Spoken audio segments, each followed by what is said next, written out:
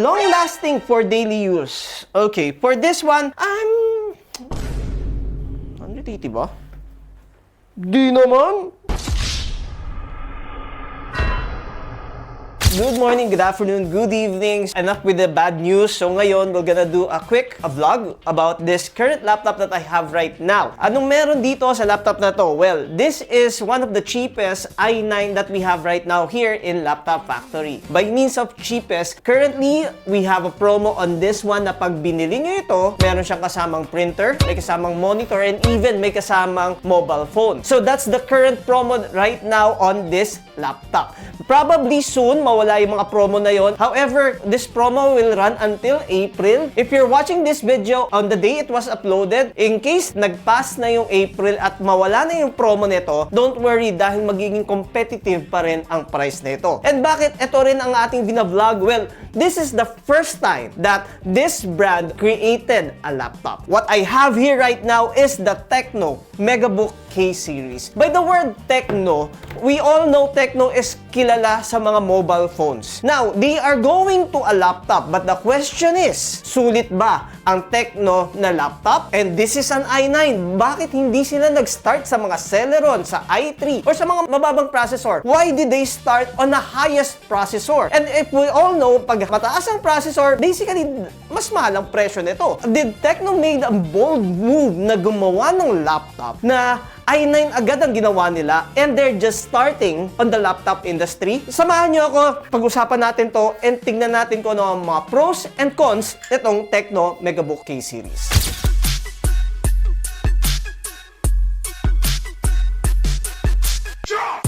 Before we start on the specifications of this laptop, ano bang ine-expect natin pag bibili nyo ito?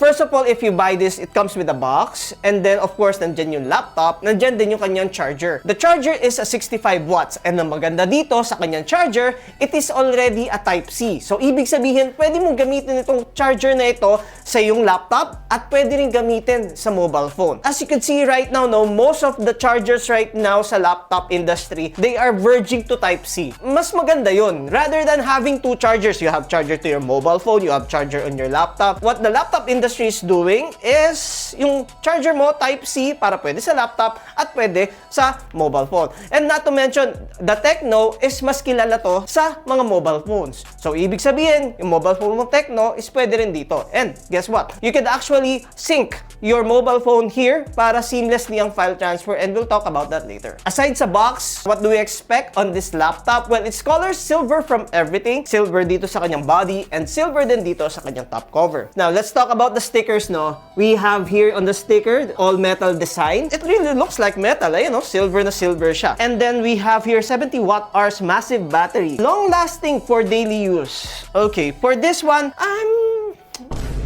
probably not sure because this processor is an i9. We all know the higher the processor, the more battery it consumes. Maniniwala pa ako na long battery life if this is something like a Celeron or an i3. But, you know, in the gaming industry, i7 and i9, we all know na mabilis mag-consume ng battery. But we'll see about that. Versatile ports option. Let's talk about the ports since sinabi na rin dito. On this side, we have here the Type-C, HDMI, and USB Type-A, another Type-C, and the audio combo jack. On the other side, we have here a micro SD card and a USB Type-A and an Ethernet port. Kung ayaw mo siya i-connect through Wi-Fi, pwede pa rin pala. And then, on the other sticker, we have here an expandable memory. So mamaya, babaklasin natin yan, titignan natin kung ano yung nasa loob nito. Okay, and then one-hand opening. Okay, tignan nga natin kung one-hand opening nga.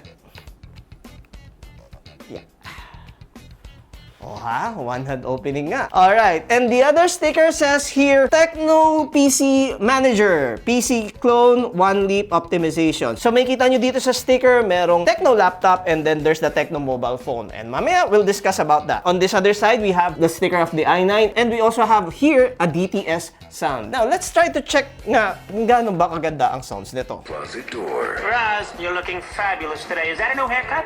New makeup? One thing for sure, ang lakas ng sounds niya. Lakas, no? Yun yung todo niya. Kung nakikinig ka lang ng ikaw lang ang nakikinig, this is currently 40%. Pero kung gusto mo talagang malakasan, that was 40%, this is 100%. Thing is a killing machine! A Pixar Animation Studios film. Human kids! Kailangan ko i-post para hindi ako ma-interrupt. So, sobrang lakas ng sounds niya, parang nahihirapan ako mag-explain. Okay, that's one of the pros. Maganda ang kanyang sounds. We also have here a sticker of AI noise cancellation. What does that mean? In case that you're doing a video call, yung AI noise cancellation, ang purpose nito is para hindi marinig yung mga background noise. It will try to reduce. The word reduce hindi naman completely matatanggal. Pero may mga cons din ito kasi minsan yung sarili mong voice is parang nagbabago rin yung tono, nagbabago dahil sa noise cancellation. Pero malaking bagay itong AI noise cancellation na to, especially pag nasa labas ka. Okay? It says here, another sticker, 180 view of angle. Okay, rep. It's 180 degrees. 180 ba?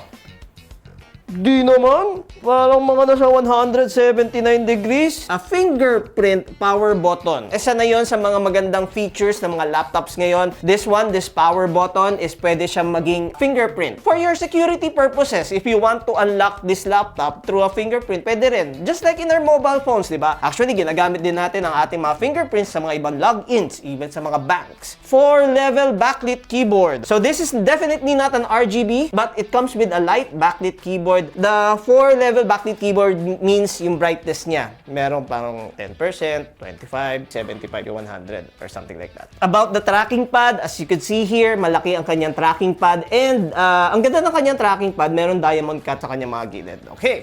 What else? Sa ilalim, ano pa ba kailangan natin makita dito? Of course, we have here an NTC sticker. And I just noticed dito sa kanyang rubber na may nakasulat, stop at nothing. Wow, parang kala mo gaming laptop, no? Okay, speaking about gaming laptop, how about let's proceed on the specification of this Tecno Megabook K series. This Tecno Megabook K series comes with 3 variants, the K14S, the K15S, and the K16S. By the number itself, that is yung screen size niya. What I have here right now is the 16-inch laptop. So, kung nabibigatan ka sa 16-inch, meron pa siyang 15-inch and meron din siyang 14-inch. The 16-inch variant is 1.7 kilograms. Of course, mas magaan yung kanyang mga 15-inch and yung 14-inch. Kaya natin kinuha yung 16-inch variant para at least mas expected nyo na kung ano yung mas mabigat. Let's talk about the dimension of the 16-inch, okay? So we got here, the width is 36 centimeters, the depth is 25 centimeters, and the height is 2 centimeters. Now, about the processor. The processor is running an i9 13900HK. It's not an Ultrabook, it's not letter U, but the processor is HK. HK, nakikita lang natin ito sa mga gaming laptops. By means of HK, itong i9 na ito is not just an ordinary i9. It's not just an Ultra 9.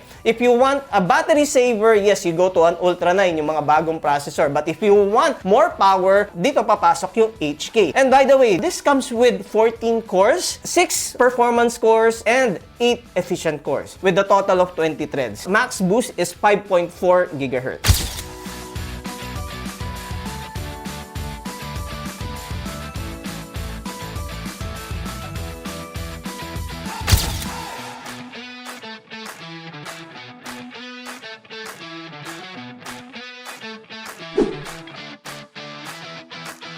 So, memory of this laptop is already 16 gig. Pero kanina, nakita natin dito sa kanyang specification, expandable memory. Ibig sabihin, pwede mong i-upgrade to. But we're not sure if this is already 8 gig by 8 gig or 16 gig ang nakakabit. But don't worry, mamaya babaklasin natin to, titignan natin kung upgradable pa siya. The storage of this laptop is 512 SSD. Now, just a heads up, isa sa mga cons nito, it's not a gaming laptop. It comes with a gaming processor, i9 na 13900HX, pero wala siyang kasamang mga NVIDIA. Of course, pag meron na siya mga kasama mga NVIDIA or mga GeForce na yan, mas mataas ang presyo niya. Now, moving forward about the display of this laptop, this 16-inch, this is 1920 by 1200.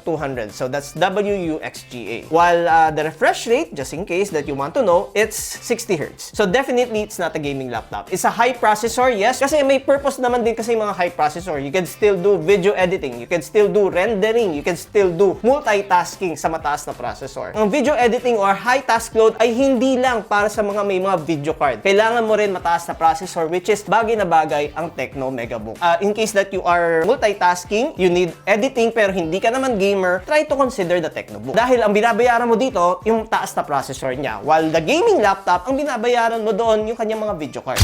About the camera quality of this one, I'll rate the camera 6 out of 10. So, hindi ganun kagandahan yung camera quality.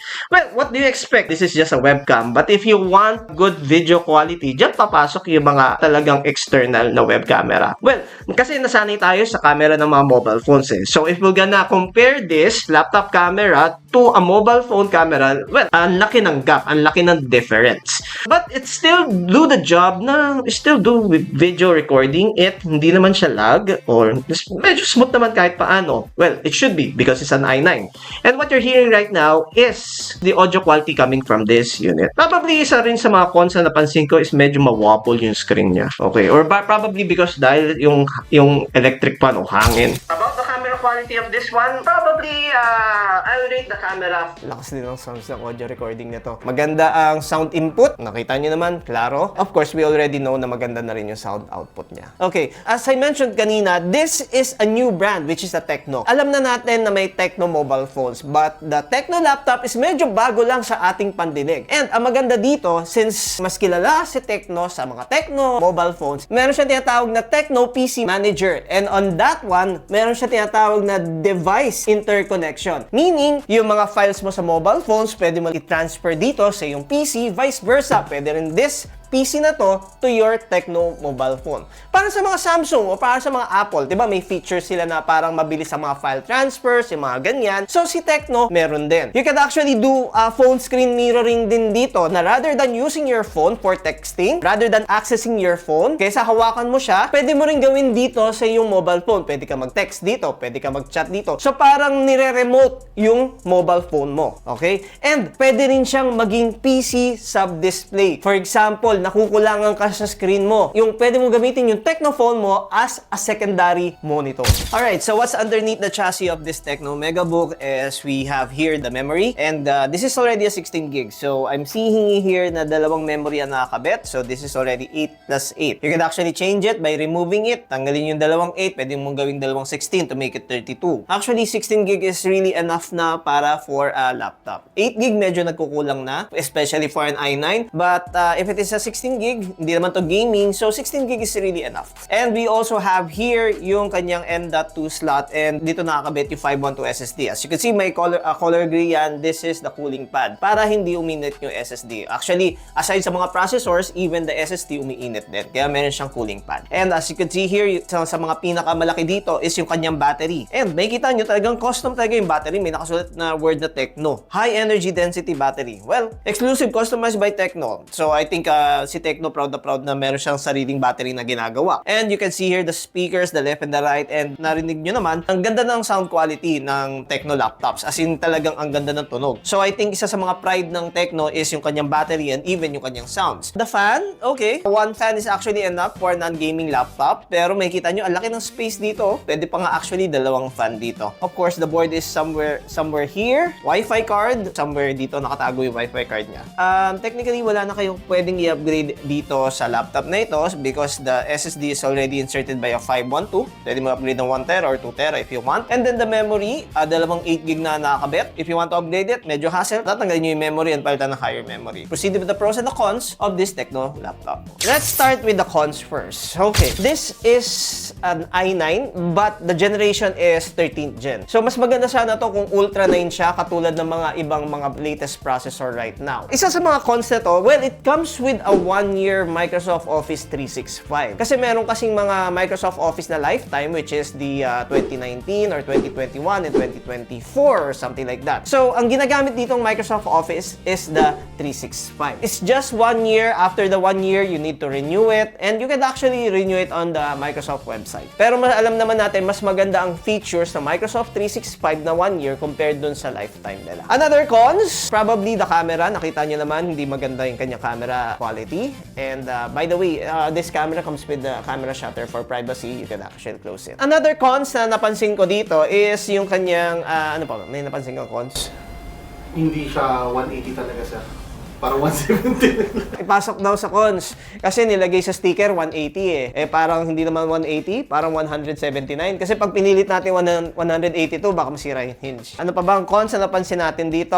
Well, sa gaming processor, i9HK but it is not a gaming laptop. But don't worry, dahil ang presyo naman ito ay hindi presyong gaming laptop. Lastly, ang isa rin napansin ko sa cons dito, well, this is a Tecno brand. Tecno is medyo bago pa lang sa laptop industry. Kilala na siya sa mobile phone. Magiging maganda ba reputation niya sa laptops? We'll see. You can actually comment down below if meron ka ng mga Tecno laptops. From there, makakatulong tayo sa mga ibang customers natin may planong bumili ng Tecno laptops. Now, let's proceed with the pros on this one. Number one pros on this one is, of course, yung kanyang processor. It's an i9 pero yung presyo niya, hindi presyong i9. Napakasulit nitong laptop na ito. And currently, this is running a promo right now. Isa sa mga pros na pag binili nyo to, meron siyang kasamang printer, meron kasama siyang monitor, and meron siyang kasamang Tecno mobile phone. But that sale is only limited time. So anytime mag-expire na yung kanyang promo. And don't worry, in case na matapos na yung promo na yon, baka meron naman tayong ibang promo. And actually, itong presyong i9 na ito, pwede mo i-compete sa mga i5 na mga ibang brands, which is the Acer, Asus, Lenovo. And I could bet na mas mura pa rin to pag nag-sale promo to. And lastly, isa pala sa mga pros na to, wala kayo makikitang ganitong laptop sa mga ibang stores. This is actually exclusive in Laptop Factory. But don't worry, because the warranty of this is still comes with a 1-week replacement and the manufacturer warranty. So I think nasabi ko na lahat ng tungkol sa laptop na ito. You know, a like and a subscribe on this page is really much appreciated. And then probably on our next video, magpatuloy tayo ng mga giveaways. Okay? Sana masurpass natin itong mga crisis na nangyayari ito sa laptop price increase, even sa oil increase. So have a good day. God bless you. Bye-bye.